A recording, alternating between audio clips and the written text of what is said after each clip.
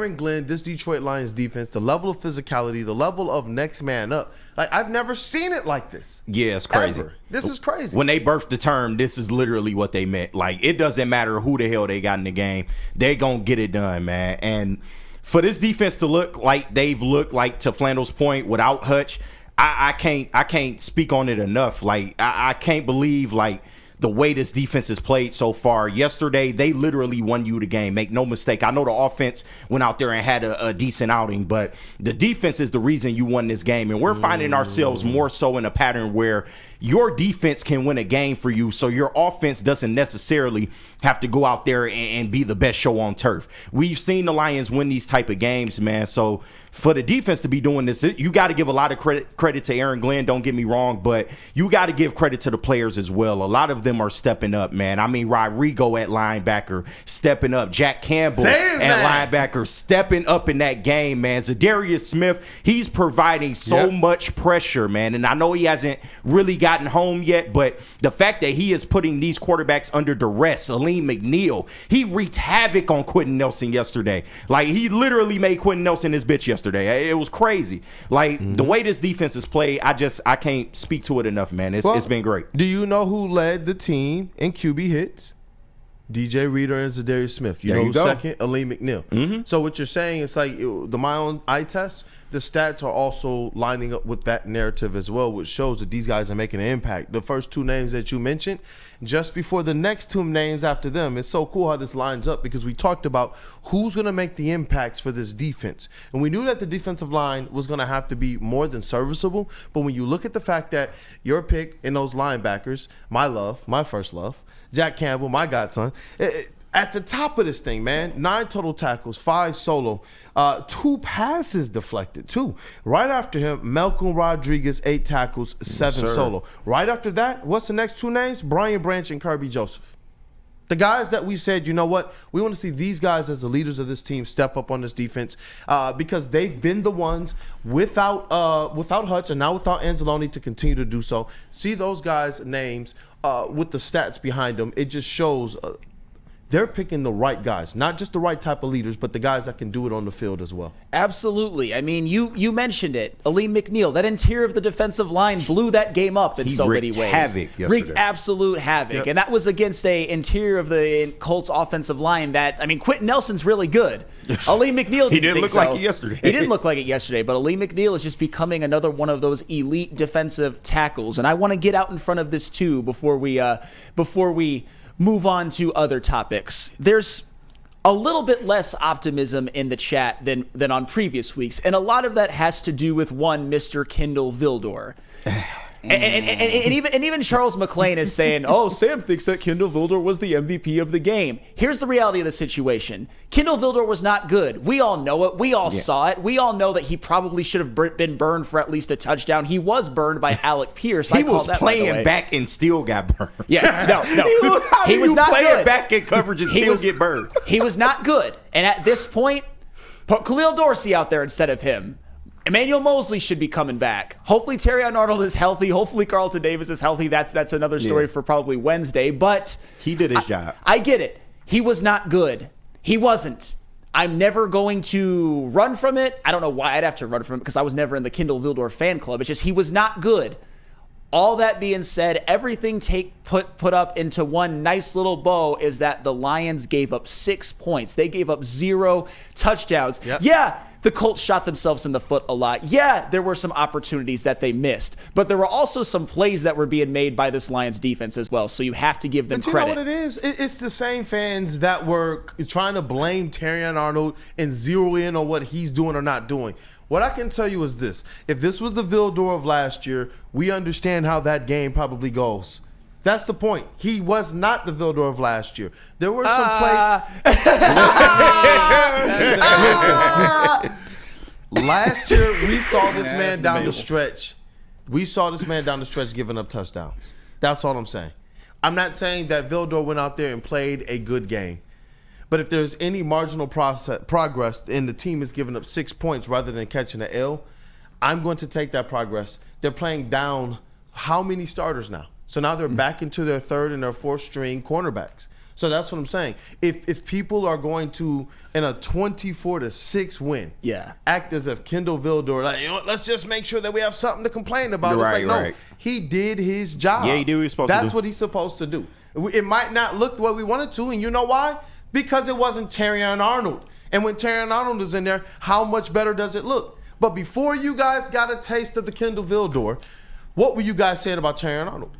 And that's the whole point of it. Like, I can't wait till TA's back. Yeah, I really can't wait. It's not the same, though. let's be real about it. Yes. TA's bad plays are not Kindle Vildor's bad plays. No. But to your point, Kindle Vildor, he did his job, and they trusted him enough to be out there. Trust me, if it was that bad, they would have pulled him. So he did enough. No, how much credit are we giving him? I was like, I'm very little. I hope I really hope the fan base starts to respect Terrion Arnold more after watching that game. Yeah. And then on top of that, I think this really speaks to the schemes of Aaron Glenn and the way that he's able to run this bend don't break defense. That they gave Anthony Richardson a few wide open throws, picking on Kindle Vildor, but once they got into the red zone, they were able to scheme up pressures and scheme up different coverages to hide Kindle Vildor and force those field goals. It really just speaks to how amazing Aaron Glenn is as a defensive coordinator. Just Fan is mad at me. He said, Koolaid, you're nuts. What game did you watch? Vildor sucked. Indy's offense screwed up more than our defense stopped them. Y'all chill on him. Whoa. Hold on. Go you ahead. begin the statement as Koolaid, you're nuts. And then you end it with Indy's offense screwed up more than our defense stopped them.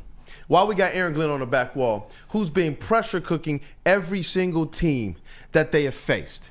And I heard you fans say the same stuff. I'm not talking about, I didn't say he played good. Not at all. But how do you start off a comment with nuts like that someone else is nuts, and then you end it like that? You end it like that. This team has been exactly what we saw them be. They make other teams look this way. They force other teams into making mistakes. They force other teams into their will. That's why the Colts looked like that. Before it, I heard you guys, and we have some of the receipts. I got the receipts of people stating, hey, no, but Anthony Richardson can do it. No, but Jonathan Taylor could. No, it's about what Aaron Glenn is going to do every single time. Yeah. It is not about what the Colts did or didn't do. It's about what the Lions did. And guess what? Whether you all like it or not, Kindle Vildor was a part of it. Exactly. He's a Lion, man. You got to just call it what it is. You know what? They gave up 6 points. Kindle Vildor was out there. He did not allow a touchdown, although that one to Alec Pierce probably should have been an 88-yard touchdown. But DJ Reader blew up the play and hit Anthony Richardson. But that's okay, because you know what that shows up in the stat as an incompletion allowed on Kindle Vildor, just like the Ogletree drop, which we're going to talk about. Man, now Chuck Brewer's going, man. Koolaid, our defense is terrible. 12 points in the last 10 quarters. That's over a point a quarter. I love Chuck. Sarcasm.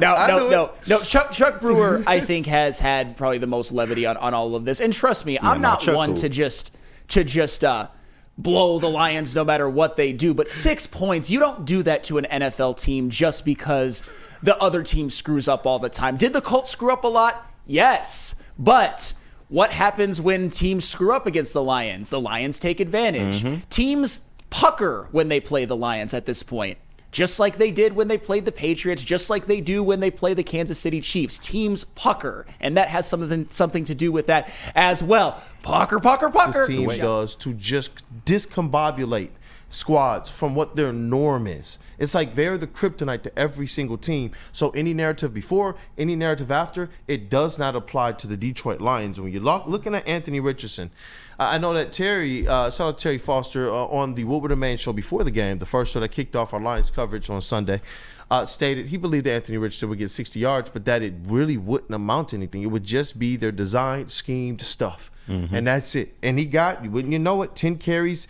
61 yards.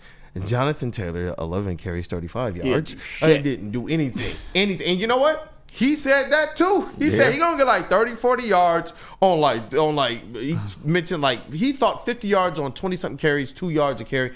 He got 3 yards a carry on 11 carries. So passing for Anthony Richardson, 11 of 28, 172 yards, 6.1 average. QBR 48.3, his rating 60.4. I know that they didn't sack him, but the QB hits were up 6-7, and that's something that I look, any mobile quarterback, get the QB hits, not just the pressures. Obviously, you want the sacks. But if you can beat them down the entire game, it starts to mess with that accuracy. It starts to have them hearing those footsteps from the defense. And we already understand how the level of physicality that our defense is bringing. When you know they've gotten back here and they've tagged me, for a lack of a better phrase, 6 or 7 times, then the next time you see Brian Branch lined up like, yep, I'm getting into the backfield. Are you playing games? No, I'm trying to just get the ball out as quickly as I can. And you look at his numbers when he was pressured. He was abysmal. Yeah, and you can't mess with something that you don't have. I'm talking about Anthony Richardson's accuracy. He doesn't have the accuracy, but no. You called it, too. It's no secret that I'm not a fan of him as a quarterback. I never was at Florida. The fact that he was a top 5 pick to me is absolute lunacy. And I'll give Anthony Richardson this.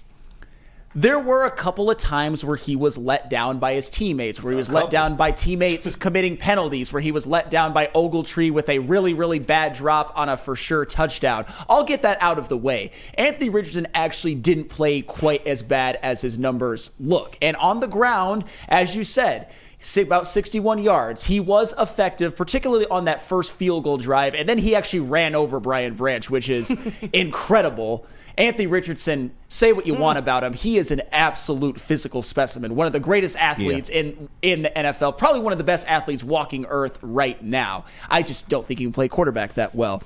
He had those runs. He had a couple of really nice throws. That deep ball to Alec Pierce, shout out me for calling that. That was nice. He dropped that into a bucket. He also had a rollout throw to, I believe it was Pittman on a 1st and 20, in which he fitted in a tight window right before it looked like Brian Branch could either bat it down or dislodge the ball. That was a nice throw. And you're going to get that from AR a couple of times a game because he does have a great arm. He can throw the deep ball, and he can fit it into a tight window. However, all things considered, this wasn't all his fault. Anthony Richardson finished the game with a 39% completion percentage. And for all of because I saw a lot of Anthony Richardson truthers on X who are trying to say, oh, he's not that bad. Oh, he didn't play that bad. And I already mentioned that. There were some things that were out of his control, and I will give you that. Then why the hell is his completion percentage 47% on the season? Anthony Richardson sucks. He's awful. He's awful. Get your shit off. A 47% completion percentage is horrific. This would have been horrific in 1960. It's horrific. He's unplayable. And I get it. When you watch him, he does some spectacular things. A 47% completion percentage is horrific. He deserved to be benched for Joe Flacco. They need to give him a chance to see what they have. But you know what they have? Nothing. There's something about Joe Flacco that I just love, man. There's something about Joe Flacco. I just can't put a finger on it. There's something about Flacco, man. You know something what it is? Flacco. Watching your young quarterback not even have a 50% completion percentage. Yeah, it's tough. He sucks. He sucks. He can't play.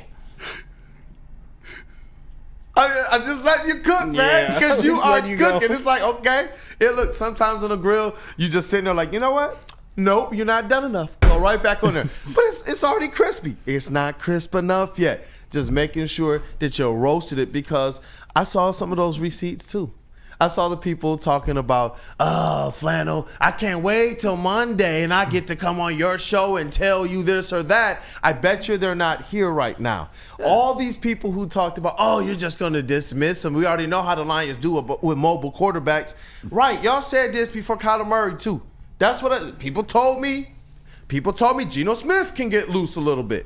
That's what I was told. The Detroit Lions continue to take narrative after narrative after narrative and bust it. That's what makes this so impressive, is that they are now impressing even the most ardent of Detroit Lions Koolaid drinkers out there.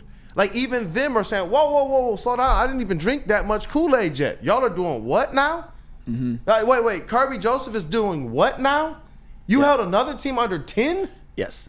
Yeah. And if I want to give Anthony Richardson a slight little compliment after tearing him down pretty hard, he didn't throw a pick. That one to Carlton Davis probably should have been, but you know what? It doesn't count in the stat sheet, so I'm not going to say that. I'm not going to say that Anthony Richardson basically threw an interception that didn't. He didn't throw a pick. I expected him to maybe get 2. He didn't. That's all well and good. And like I said, my point is that Anthony Richardson yesterday was not as bad as the numbers indicate. but there were also some throws that he made that were not good, and his 39% completion percentage on the game lowered his season completion percentage to 47%. You can't have that. It's so... How bad you think that is, it's worse. If you can't complete 60% in the NFL, you should be on the bench. However bad you think it is worse. That's hilarious. The way that he plays, though, if you complete 55% of your passes, even 50% of your passes, I mean, that's good enough to honestly keep him in the NFL. How athletically gifted he is, the way that he can be a scheme threat, the way that he can run the ball. I mean, also, a lot of those throws, he had pressure in his face. Zadarius Smith caused a bad throw. Aleem McNeil caused a couple bad throws. I mean, if he had clean pockets, he probably completes that downfield ball to Alec Pierce and the one to Josh Downs. Like, the Lions had 15 pressures, and Anthony Richardson was 1 for 9 when he was pressured. He can't throw under pressure, and the Lions consistently had pressure on him all game, which caused him to have a bad game. Against a lesser opponent that's not a top 5 defense like the Lions, I could 100% see Anthony Richardson being an effective NFL quarterback. I mean, he had a good game the week before against the Jets. Another thing, which is where KG can take his 80th victory lap, and where I have to say why the Lions are awesome. If you told me before the season that the Lions would have a much better defense than the Jets, I would have said you're smoking crack. Mm-hmm. But it's true, and we're all better for it. That Jets defense is also designed to stop someone like Anthony Richardson because they're built to beating Josh Allen. What does anyone have his stats from last week's game? Does anyone know? He was good. I'll just say 3 that. touchdowns, 1 pick. Oh man, 250 yards, I believe, passing. Amazing against a pretty good defense, huh? Okay. But I was told the Lions defense isn't that good. Well, and Aaron Glenn should be fired. That they can't. Okay, that was a while ago. I mean, I was still told. That's fair. Yeah, we were all. My man Justin making up for lost time. He's like, look, bro, I've been in Western Michigan, all right? I'm on the show today. I got receipts. And this is a day of receipts because it is Victory Monday. That's exactly what it is, man. When I look at this back wall, it was multiple times where this was what he was dealing with, man. And it's cool to know that I feel like in the past, these types of running quarterbacks absolutely would have made the difference between winning and losing. How crazy in the past we knew that the narrative was if we play a mobile quarterback, it will be a long day for the Detroit Lions defense. How many times did we know with the previous narratives that if they're playing outdoors, that is going to be a long day for the Detroit Lions? How many times was the narrative if they play in Jerry's World, if they play the Cowboys anywhere, if they go to get a New Holland space machine on the freaking moon, it didn't matter, they were going to lose. But now all of a sudden it doesn't matter. If you play in the black jerseys, you can't win. It doesn't matter. It's almost as if Dan Campbell's his journey is to just almost just blow a kiss in the face of everything that people said can't happen. And he's going out there and he's doing it with some coordinators, in my opinion, who are absolutely the best in the NFL, but they got some flaws, and the other teams, you don't want to hire these guys. I'm telling you, absolutely. They're just normal old Detroiters now. There's normal old Detroiters. I'm not going to say what I was going to say because we want them to stay, and if I said what I was going to say, it would make them even too valuable. But the reality is, too, and we're talking about narratives, the fact that they can't. Hey, Dan Campbell. You Lions cannot win on Thanksgiving. It can never happen. Will never happen. I gotta listen to what I said. Listen to what I said and use that as motivation. But to be real, that's just another thing that'll keep them from getting complacent. I want us to all have happy Thanksgivings, and we're gonna have it regardless because the Lions are still gonna win the division and get the 1 seed. But it would be nice to see them get a win on Thanksgiving. But do you know what makes us all happy all of the time? And it made me happy before the show today.